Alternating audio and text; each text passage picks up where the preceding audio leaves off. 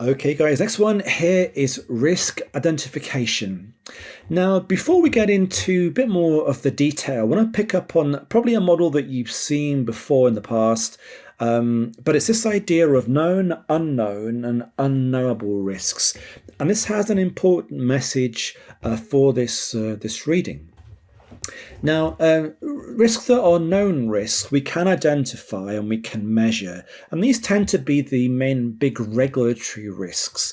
Things like, guys, for example, credit risk or market risk. I'm going to put down operational risk with a bit of a question mark. Very hard to measure operational risk. That's one of the reasons why we've abandoned the AMA modeling approach, of course. But we're going to put it in there anyway. I guess one of the risks that we had forgotten about with the evolution of regulation was liquidity risk. That was kind of largely forgotten about. Going to put that one in there as well. When we talk about the unknown risks, risks that I'm thinking about here would be reputational. Yeah, with reputational risks, we know what it is, but as far as measuring it, it's very, very tricky indeed. And that's why reputational risk is not part of operational risk, as you know. Yes, trying to incorporate that within our enterprise-wide risk management, but it's not part of our operational risk definition. Very hard to measure.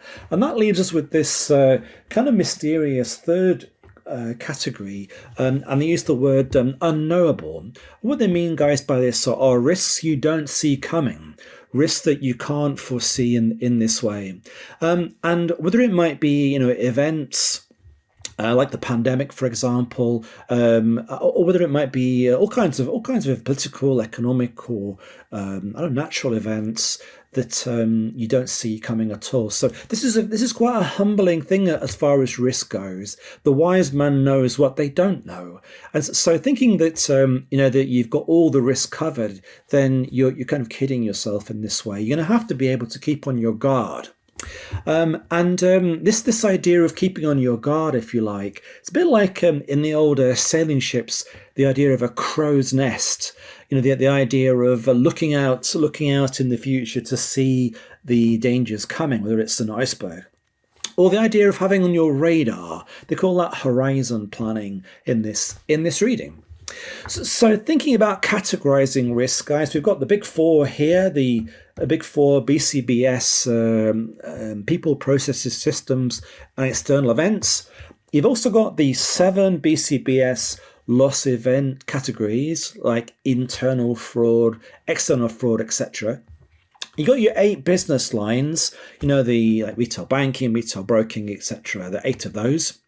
And finally, you've got the idea that nothing stays the same for long, that life evolves, technology evolves, products evolve, and with that, so do risks as well. The pandemic brought a lot more things online, a lot more data, a lot more cloud-based services, of course, working from home, hybrid working. Guys, things have changed perhaps for good in this way, and probably not going to go back to however they were.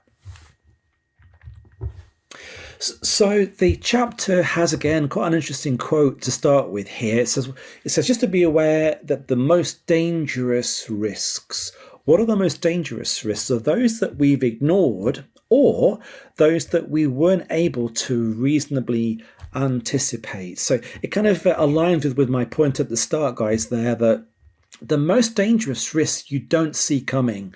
They always talk about that in boxing, don't they? That the ones that you don't see coming are the ones that are probably going to get you here. And that's the same with risk as well.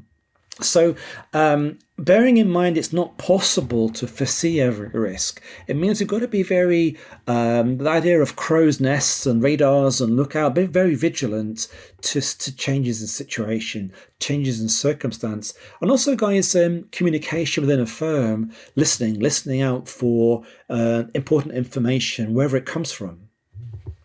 Now, identification is the first step in the risk management framework. Then comes the measurement and assessment number 2, measuring, assessing, putting in place some controls or deciding not to go ahead with certain activities.